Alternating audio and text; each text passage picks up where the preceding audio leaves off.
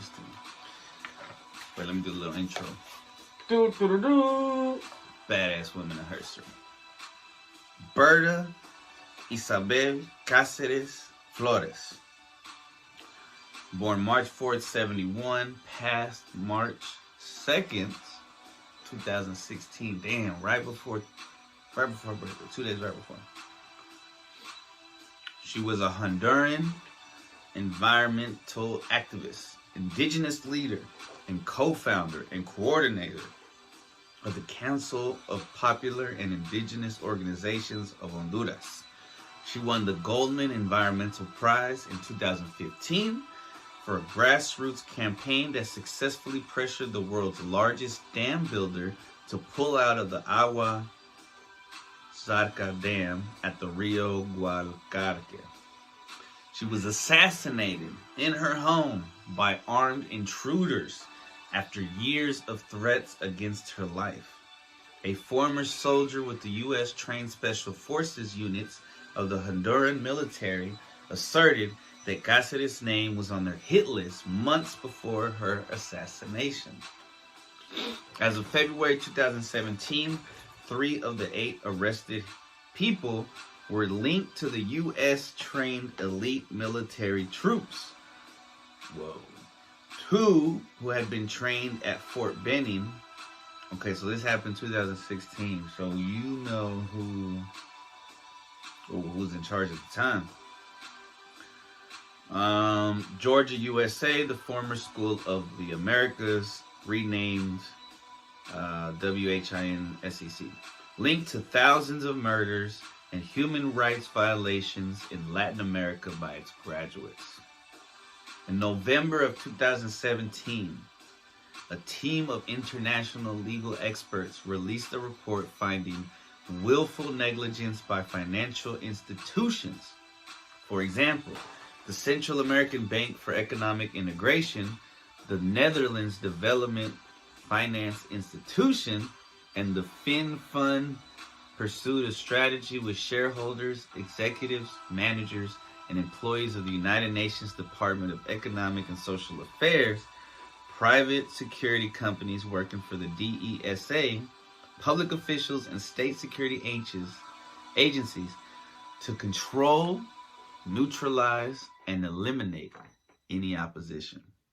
12 land defenders were killed in Honduras in 2014, according to research by Global Witness, making it the most dangerous country in the world. Relative to its size, for activists protecting forests and rivers. Berta Caceres' murder was followed by those of 2 more activists within the same month. In July 2021, David Castillo, manager of DESA, was found guilty as the intellectual author of her murder. Caceres was born into the Lenca people in La Esperanza, Honduras, the predominant indigenous group in southwestern Honduras. The youngest of 12, she grew up in the 1970s during a time of civil unrest and violence in Central America. Her mother, Austra Berta Flores Lopez, was a role model of humanitarianism. She was a midwife, assisted in thousands of natural births in the Honduran countryside, and social activist who took in and cared for refugees from El Salvador. Austra Flores was elected and served as a 2-term mayor of their hometown of La Esperanza, as a congresswoman, and as governor of the Department of Intibucá. After attending local schools, Caceres studied education at a university and graduated with a teaching qualification. She found in, I don't know what FR. means, Ismael Moreno, director of Radio Progreso, and Eric S.J., a close friend and collaborator. In 1993, as a student activist, Caceres co-founded the Council of Popular and Indigenous Organizations of Honduras, an organization to support indigenous people's rights in Honduras. She led campaigns on a wide variety of issues, including protesting illegal logging, plantation owners, and the presence of U.S. military bases on Lenca land. She supported feminism, LGBT rights, as well as wider social and indigenous issues. In 2006, a group of indigenous Lenca people from Rio Blanco asked Caceres to investigate the recent arrival of construction equipment in their area. Caceres duly investigated and informed the community that a joint venture project between Chinese company Sinohydro and the World Bank's International Finance Corporation and Honduran company Desarrollos Energéticos S.A., also known as DESA, had plans to construct a series of 4 hydroelectric dams on the Gualcarque River. The developers had breached international law by failing to consult with the local people on the project. The Lenca were concerned that the dams would compromise their access to water, food, and materials for medicine, and therefore threaten their traditional way of life. Caceres worked together with the community to mount a protest campaign. She organized legal actions and community meetings against the project and took the case to the Inter-American Commission on Human Rights.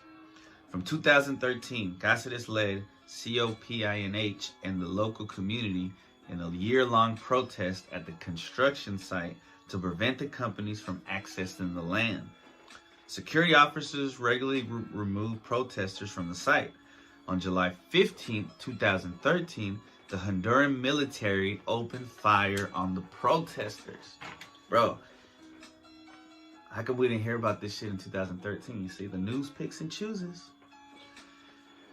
Killing 1 member of COPINH, Tomas Garcia, and injuring 3 others, including his 17-year-old son, Alan. The community reported regular threats and harassment from the company employees, security guards, and the military. In May 2014, members of COPINH were attacked in 2 separate incidences that resulted in 2 members dead and 3 seriously injured. In late 2013, both Sinohydro and the International Finance Corporation withdrew from the project because of COPINH's protests. Desarrollos Energéticos continued, however, moving the construction site to another location to avoid the blockade. Other local business leaders supported the project. Officials filed criminal charges against Caceres and 2 other indigenous leaders for usurpation, coercion, and continued damages against DESA for their roles in the protest, which was alleged to have incited others to cause damage to the company, which is probably bullshit. I mean, they might have, but whatever. In response to the charges, Amnesty International stated that if the activists were in prison, Amnesty International would consider them prisoners of conscience. Dozens of regional and international organizations called upon the Honduran government to stop criminalizing the defense of human rights and to investigate threats against human rights defenders. On February 20th, 2016, more than 100 protesters were detained by security while protesting, and threats against their organization began to increase. Now, this is where it gets icky. Caceres singled out Hillary Clinton for her involvement in legitimizing the 2009 Honduran coup d'etat. Excuse me. Hopefully this doesn't get pulled from YouTube, but this is on Wikipedia.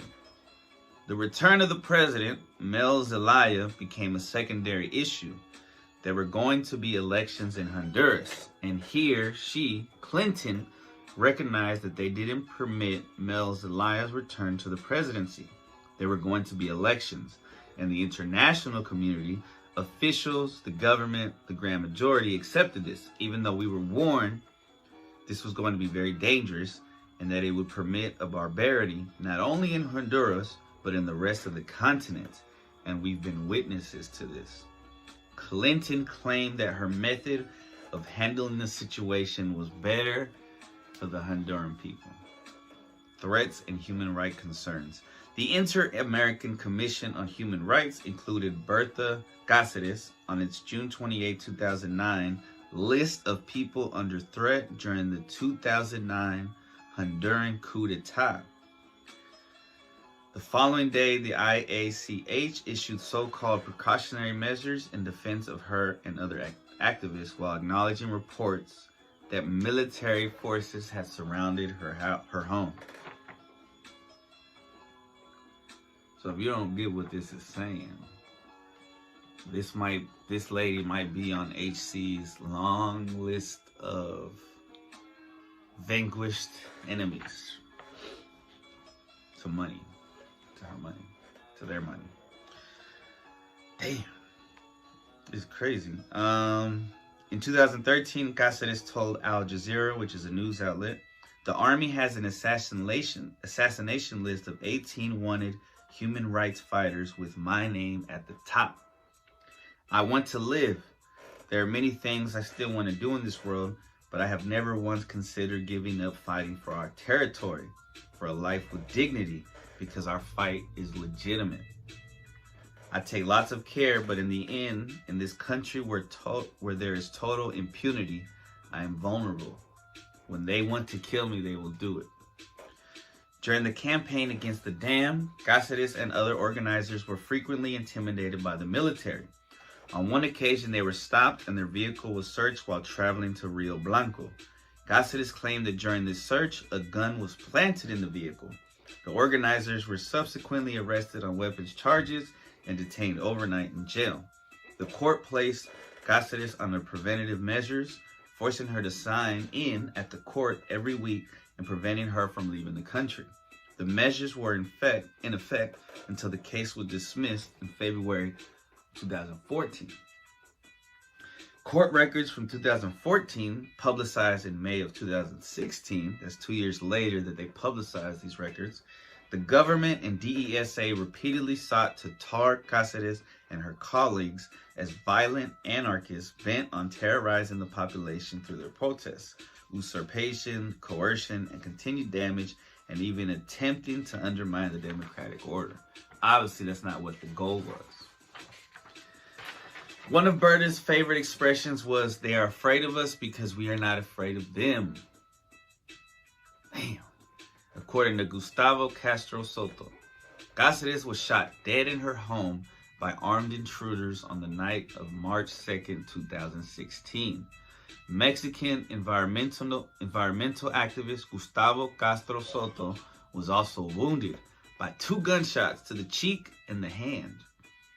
Gustavo had arrived in La Esperanza a day prior for a meeting with 80 others to discuss alternatives to the hydroelectric project. Berta invited him to stay at her place for the night, as her place had a better internet connection than his accommodation. He said, I was working on a presentation when I heard a loud bang. I thought something had fallen, but when Berta screamed, "Who's there?" I knew it was bad, that it was the end. When the hitman arrived, I covered my face. He was 3 meters away. I moved as he fired, and the bullet passed my ear. He thought he'd killed me. It's a miracle I survived. Under the so-called precautionary measures recommended by the Inter-American Commission on Human Rights, the Honduran government was required to protect Caceres, but on the day of her death, she was not under any protection. The Honduran security minister said that she was not at the place which she had identified as her home. Bullshit. She had recently moved into a new house in La Esperanza. Caceres is survived by her 4 children with former husband and co-leader Salvador Zuniga. Damn. She needs a movie, but of course they're not going to make it. Maybe Daily Wire will make it. Hollywood won't make it. Damn. Berta Isabel Caceres Flores from Honduras, a hero that got murdered in 2016. I'm trying to figure out who was the president in 16. I think I know.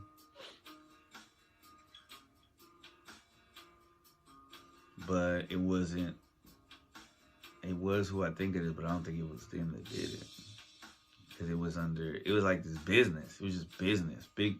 Big ass business. Man. Alright, we have come to the end of another beautiful episode. Not sure if I'm gonna do a freestyle. Maybe I'll just pull out a. Let's see if I got a verse.